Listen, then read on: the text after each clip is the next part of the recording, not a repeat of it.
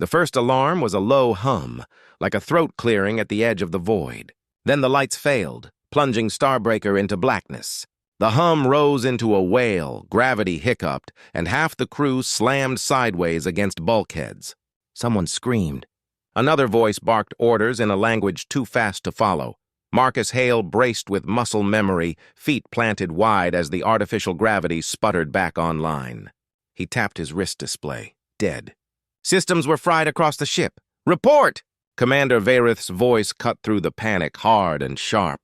The Cathari officer's mandibles snapped open and shut, frustration showing in the click of chitin. His emerald armor plates gleamed faintly in the emergency lights as they flickered back on. "Main reactors offline," a trembling technician said, frills shivering. "Life support at 30%. Replicators unresponsive." The words dropped heavier than the loss of power. On any ship, food and water came from replicators. Without them, the crew would last 3 days at best. Marcus exhaled slowly. "Here it comes." Varith's black eyes scanned the chaos. "Who here has survival training?" Silence. Dozens of species stood frozen, scaled, feathered, or smooth-skinned. Some still clutched data slates that no longer functioned, as though wishing hard enough might turn them back on. Not a claw, tentacle, or hand moved. Marcus raised his hand. Every eye turned to him, the lone human in the chamber. He saw pity in some gazes, contempt in others. Varith's mandibles clicked in what passed for a sneer. Marcus smirked, dropped his hand, and sat back down. "We're screwed!" A ripple of confusion swept through the assembly. The tension cracked for half a second, and a few nervous laughs escaped alien throats. Varith was not amused. "You think this is humorous, human?" Marcus leaned back against the bulkhead, arms crossed. "I think it's reality. Your people rely on machines for every meal, every sip of water, every breath of climate control. Without those, you've got nothing. Me? I grew up in places where the power went out for weeks, and the only food was what you caught or dug out of the dirt. So yeah, I find it funny." The commander's mandibles clacked shut. The room buzzed with whispers. "Enough!" Varith's voice cracked like a whip. "Human, if you believe yourself so skilled, then demonstrate. The moon below us has an atmosphere. Lead a scouting party. Prove your worth." Marcus tilted his head. "There it is. Challenge accepted." The shuttle ride down was silent, except for the rattle of failing stabilizers. 3 volunteers accompanied Marcus, a timid avian medic named Riral, a stocky reptilian engineer called Dax, and a silent insectoid guard, Clicks betraying nerves. None looked eager. Marcus broke the silence. "Listen, don't expect luxury. We land, we check for water, shelter, and anything edible. Keep your eyes open. Don't touch anything shiny unless you like rolling the dice with alien biology." Riral fluffed his feathers uneasily. "But the scanners are offline. How can we be sure what is safe?" Marcus shrugged. "That's the point of survival training. You don't wait for a scanner to hold your hand. You use your brain, your senses, and a little common sense. Trust me, half of staying alive is knowing what not to put in your mouth." The insectoid guard clicked a low note that might have been a laugh. The shuttle slammed down on the barren moon. Dust billowed across the viewport, thick and ochre. Marcus stepped out first, boots sinking into fine powder. The air was thin but breathable. The sky stretched pale green, clouds like torn fabric drifting low. Dax hissed, tail swishing. "There is no vegetation. No structures. Nothing." Marcus knelt, scooped a handful of soil and let it sift through his fingers. Dry, dead. But farther off, jagged ridges cut the horizon. Between them shimmered something that caught the weak sunlight. "Water," Marcus said. "Or at least something wet. That's where we're going." The trek took hours. The crew stumbled, unused to walking without powered suits or hover pads. Marcus kept the pace steady, stopping when Riral wheezed and nearly collapsed. "You can't burn out this early," Marcus said, handing over his own canteen. "Sip, not gulp. Conserve." The avian blinked. "You would share your ration?" Marcus shrugged. Only a fool lets his team drop before the real test begins. By the time they reached the ridge, shadows stretched long across the barren plain. In the low valley below, a sluggish river crawled wide and brown. The smell hit first. Minerals and something sour. Riral recoiled. "That cannot be drinkable," Marcus grinned. Not yet. He gathered flat stones, layered sand and gravel between them, and fashioned a crude filter.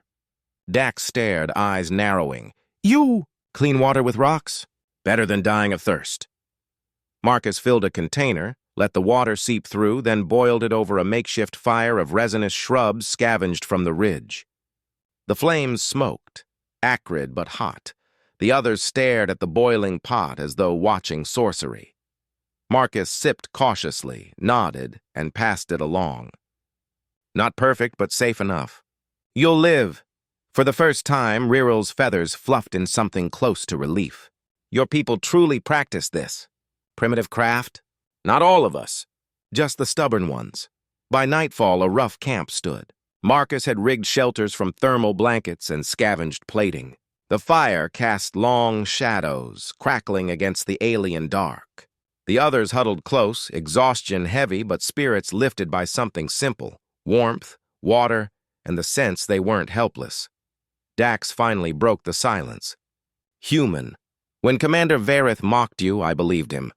Now I see differently. Why do you laugh, even when death surrounds us? Marcus poked the fire with a charred stick. Because fear won't keep you alive. Calm will.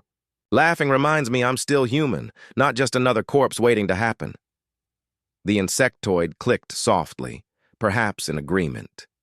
High above, Starbreaker hung like a dim star, crippled and silent. Marcus stared at it for a long while. Tomorrow they'd need more than filtered water and a fire. Tomorrow survival became a test, and he'd have to drag an entire crew across species through it, whether they wanted him or not. The morning on the moon was colder than the night.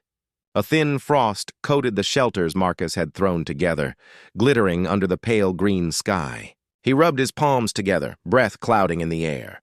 The aliens stirred slowly, clearly unused to waking without the soft hum of climate regulators and warm artificial lighting. Dax hissed against the chill, scales dull with fatigue. Riryl sat hunched, feathers puffed in an attempt to trap heat. The insectoid guard hadn't moved, only stood watching the horizon with unblinking patience. Marcus broke the silence. Lesson 1, food. Water's handled for now, but without calories, you'll collapse in days. Riryl made a noise halfway between a cough and a whine. There is no vegetation, no animals, nothing alive here but us. Marcus grinned faintly. That's what it looks like when you don't know where to look.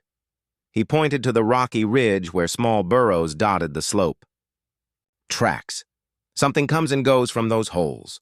Doesn't matter what it is, if it moves, it's food. Dax's tongue flicked nervously. We are warriors, not scavengers. Marcus picked up a stone, weighed it in his hand, and tossed it with a sharp arc.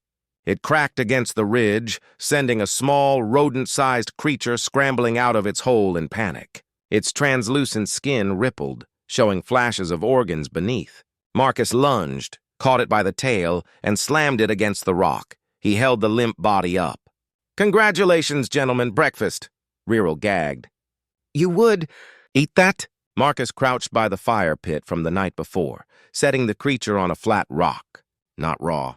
Fire makes it safe, kills what you don't want in your gut. You don't have to like it, just chew and swallow. The insectoid leaned forward, antennae twitching, and emitted a soft click that might have meant approval. Dax folded his arms, trying to mask his discomfort. But hunger eventually broke through. When the first strips of roasted meat sizzled, the smell was sharp and metallic, but undeniable. Even Riryl's stomach growled. Marcus tore off a piece, chewed, and shrugged. Stringy, tastes like copper, but it won't kill you. He passed pieces around. The avian medic hesitated before nibbling. His eyes widened in surprise. It is not unpalatable. Dax bit into his share, swallowed hard, then nodded grudgingly. Better than starving, Marcus smirked. That's the spirit. By mid-afternoon, Marcus had them practicing simple snares along the ridge. He showed them how to bend pliable branches into tension traps, how to use cords stripped from emergency packs as nooses. His hands moved quickly, sure from years of practice, while the others fumbled and cursed. Riryl's feathers shook as his snare snapped shut on his hand. He yelped. Marcus chuckled. You'll get it. Survival's 90% failure until you learn what works. Remember that? Dax scowled, pulling a knot too tight. Why not build weapons and hunt directly? Because burning energy chasing prey wastes more than you'll catch. Let the land do the work. That's efficiency! The insectoid clicked in steady rhythm, imitating Marcus's knots with eerie precision. Within minutes, its snare was perfect. Marcus gave a nod of approval. See? Fast learner. By the time shadows lengthened again, 3 crude traps were set. It wasn't much, but it was a start. When they returned to camp, they found Varith waiting. The commander stood with a small group of loyalists, armor polished, mandibles flexing in disdain. I see you have been amusing yourselves with sticks and stones, Varith said. His voice dripped with contempt. While you play primitive games, my technicians attempt real solutions. Marcus dusted his hands off. How's that working out? Power back online yet? Food printers humming? A low ripple of murmurs ran through the gathered crew. Some shifted closer to Marcus, drawn by his calm certainty. Varith noticed, mandibles snapping shut with audible irritation. You undermine discipline, the commander snapped. You make the crew mockery of themselves. Eating vermin? Building traps like savages? This is not survival, it is humiliation. Marcus stepped closer, voice low but sharp. Humiliation is starving to death because you're too proud to get your hands dirty. Survival isn't pretty. It's not supposed to be. The two locked eyes, silence stretching heavy between them. Dax finally spoke, surprising everyone. The human is right. We drank water yesterday because of his methods. We ate today because of his kill. Without him, we would have nothing. Reral bobbed his head, feathers trembling but firm. I am alive because of this. Primitive craft. I choose life. Even the insectoid emitted a sharp, resonant click that echoed like agreement. Varith's mandibles twitched with restrained fury. You would trust this human over your commander? Marcus didn't flinch. They trust results. That's the only currency that matters out here. That night, as the crew huddled around the fire, shadows stretched tall across the jagged valley walls. The mood was lighter.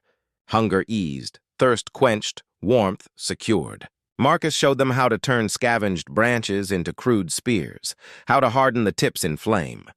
Reral tried thrusting awkwardly at a log. The spear snapped. He winced. Marcus took the broken piece, examined it, and handed it back.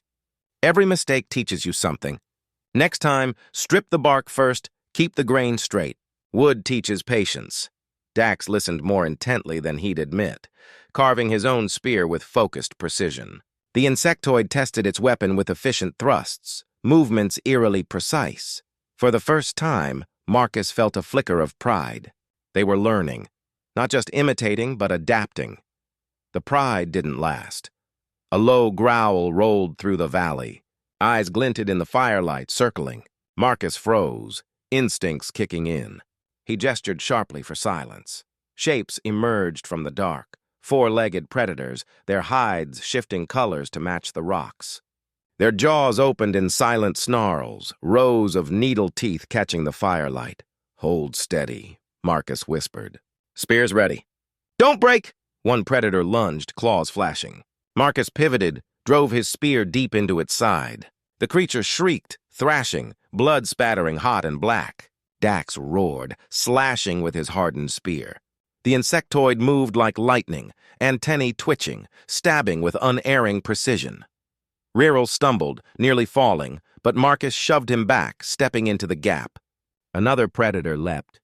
Marcus rammed his spear up through its chest, rolling aside as it crashed down lifeless. The skirmish was fast, brutal, and loud. When the last predator limped into the shadows, bleeding a trail into the night, the camp stood panting but alive. 2 bodies smoldered near the fire, acrid smoke rising. Marcus wiped his hands on the dirt, chest heaving. He glanced at the others. Dax's eyes burned with fierce respect. Reral trembled but stood tall. The insectoid clicked softly, a rhythm like triumph. Marcus straightened. Lesson 2. Everything out here wants you dead. If you hesitate, you feed it. If you fight, you live. Remember that. The fire crackled louder in the silence that followed. Above them, Starbreaker remained a distant star, no closer to rescue. Marcus looked around at his small team, battered but alive, and knew the real fight wasn't against predators. It was against the arrogance festering in Varith's heart, and the day would come when that fight couldn't be avoided. The third night on the moon was the hardest. The fire burned low, the traps caught little, and exhaustion weighed heavy. The crew had learned to move, eat, and drink under Marcus's guidance, but their fear still lingered. Survival wasn't yet routine. It was borrowed time. Marcus woke before dawn, senses prickling. The camp was too quiet. He scanned the shelters. Something was wrong.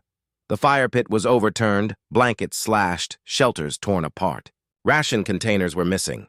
For a moment, he thought predators had returned, but the footprints told a different story. Boot prints, not claws.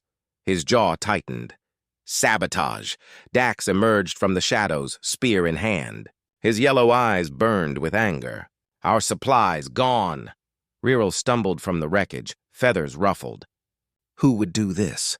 We are all starving, Marcus already knew. His gaze drifted to the faint glow higher up the ridge. Armor caught the moonlight. Varith stood with his loyalists, calmly watching. Marcus muttered, "Of course." By midday, the crew was fraying. Hunger clawed at their guts. The cold gnawed at their resolve. Dax growled curses under his breath. Reral shivered in silence. The insectoid's antennae twitched nervously, scanning for threats. Marcus broke the tension. "We rebuild. That's the rule. You lose everything, you start again." "No excuses," Riral's voice cracked. "But they have the food, the blankets, the heat. Then we make more." Marcus's tone was steady, sharp. "The wild doesn't care who stole what. You adapt or you die." He forced them into motion. Dax cut new branches for shelter frames. Riral gathered brush for fire. The insectoid set fresh traps along the ridge. Marcus worked alongside them, showing by doing. His calm steadied their panic. By evening, a smaller fire flickered back to life. A crude lean-to shielded them from the wind. A snare twitched, yielding a rodent creature for dinner.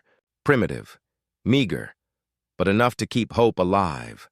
And that was when Varith arrived. The commander descended the slope, flanked by armored followers. He carried a container of stolen rations, holding it high like a prize. His mandibles clicked smugly. "Behold," he declared. "Real food, not filth scraped from the dirt. This is the difference between order and chaos, between civilization and barbarity. Follow me and you will eat. Follow the human and you will rot." Murmurs rippled through the crew. Starved eyes lingered on the rations. Marcus stepped forward, blocking their path. "You think hoarding makes you strong? All it proves is that without your machines, you're helpless. You're feeding them today, but what about tomorrow, when it runs out?" Varith's eyes narrowed. "Better to trust rations than vermin and smoke." Marcus shook his head. "Survival isn't about comfort. It's about endurance. When those packets are empty, your people will crawl to us, begging for fire and water." A silence fell. Both leaders stood in the firelight, the crew caught between them. Dax stepped forward, his scales shimmering. "The human is right. We survive because he teaches us to endure. Your pride cannot boil water, Commander." Riral's feathers flared. "I would rather eat rodents and live than starve on your promises." The insectoid clicked a hard rhythm, stamping its spear. Agreement. The murmurs grew louder. Tilting against Varith, his mandibles snapped in fury. "You dare defy me for this primitive? This savage ape?" Marcus didn't raise his voice, didn't posture. He simply crouched by the fire, held up a strip of roasted meat, and let the smell drift. Then he gestured to the pot of filtered water, steam curling into the cold air. "Choice is simple," he said. "You follow a commander who steals and starves you, or you follow the fire that keeps you alive." One by one, the crew drifted toward Marcus's campfire. Even some of Varith's followers hesitated. Hunger stronger than loyalty. The commander's eyes burned with rage. He dropped the ration container at his feet, mandibles clicking in disgust. "You'll regret this, human." He turned, storming back into the shadows with only a handful of loyalists left. The next days hardened the crew further. With Marcus leading, they grew adept at setting traps, gathering brush, building stronger shelters. Dax became efficient at shaping spears. Riral learned to filter water without instruction. Even the insectoid started experimenting with weaving shelters. They laughed sometimes, real laughter, not nervous or bitter. Survival was still harsh, but it no longer felt impossible. Marcus watched them with quiet pride. They weren't just surviving, they were adapting. On the 6th night, the signal fire burned brighter than ever. Marcus had built it atop the ridge, a column of flame and smoke that clawed at the alien sky. He stood there alone, staring upward at the cold stars. He almost missed Earth, its forests, its rivers, the taste of rain. Out here, survival felt the same as it did back home, raw, unforgiving, pure. The sound of engines broke his thoughts. Lights streaked across the sky, descending fast. A patrol craft! Rescue! The camp erupted in cheers. Reral flapped his wings, Dax roared, the insectoid clattered its limbs in wild rhythm. Even the weary survivors who had doubted him now shouted in relief. Marcus only exhaled slowly, the firelight painting lines on his face. When the patrol touched down, armored soldiers disembarked, surveying the battered survivors with shock. "We thought you were dead," one said. Marcus shrugged. "Almost. But we had tents, fire, and food," the soldier frowned. "Where?" "The scanners show nothing alive on this rock," Marcus smirked. "Scanners miss the little things." The others laughed, a raw, grateful sound. Commander Vareth stood apart, armor scuffed, mandibles locked in silent fury. His authority had crumbled. No one looked to him anymore. Marcus met his gaze, voice calm. "Next time, Commander, don't ask who has survival training unless you want the truth." Vareth said nothing. As the patrol ferried them aboard, Marcus glanced back at the fading fire on the ridge. In its light, he saw the truth etched clear. Humans weren't stronger, faster, or smarter than the galaxy's countless species. They were simply the ones who refused to quit. And in the silence of space, when technology failed and hope broke, that refusal was the sharpest weapon of all. The patrol ship's corridors felt almost alien compared to the campfires and dust of the moon. Sterile lights hummed overhead, walls gleamed polished steel, and the faint vibration of working engines thrummed beneath Marcus's boots. It should have been comforting, but after days of dirt, blood, and smoke, the sterility felt wrong. Reral padded close behind him, feathers pressed flat, eyes darting. Dax walked heavily at his side, scales glinting, every step defiant. The insectoid trailed silently, antennae twitching with each flicker of artificial light. Other survivors whispered as Marcus passed. They no longer saw him as just the human security officer. Their eyes carried something different now: weight, respect, dependence. Some nodded subtly. Others simply stared, as if he were a puzzle they couldn't solve. At the end of the corridor, the door to the debriefing chamber hissed open. Inside waited Commander Vareth, armor polished, posture rigid, mandibles fixed in a scowl. He looked untouched by hunger or dirt, though Marcus remembered well how little he had contributed when survival mattered. Behind the long table sat the patrol captain, a tall Avrithian with translucent skin and eyes like molten silver. His gaze flicked between Marcus and Vareth, sharp and measuring. "Sit," the captain ordered. Marcus slid into a chair, stretching his shoulders casually. Vareth lowered himself with stiffness, plates clicking. The captain folded his hands. "Explain.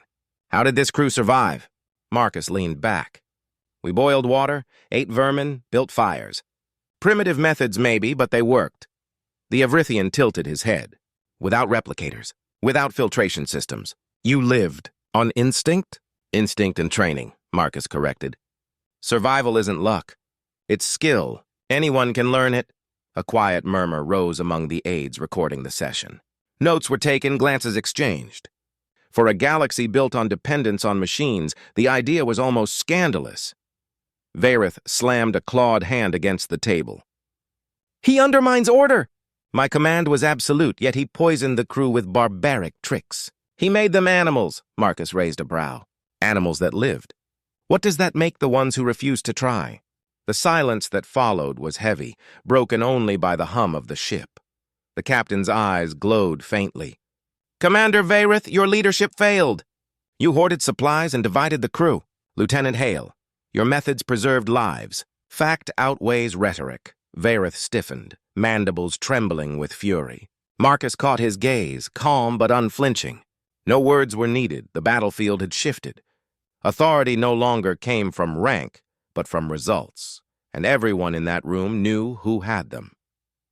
Later, in the mess hall, Marcus sat with Reral and Dax over trays of reconstituted rations.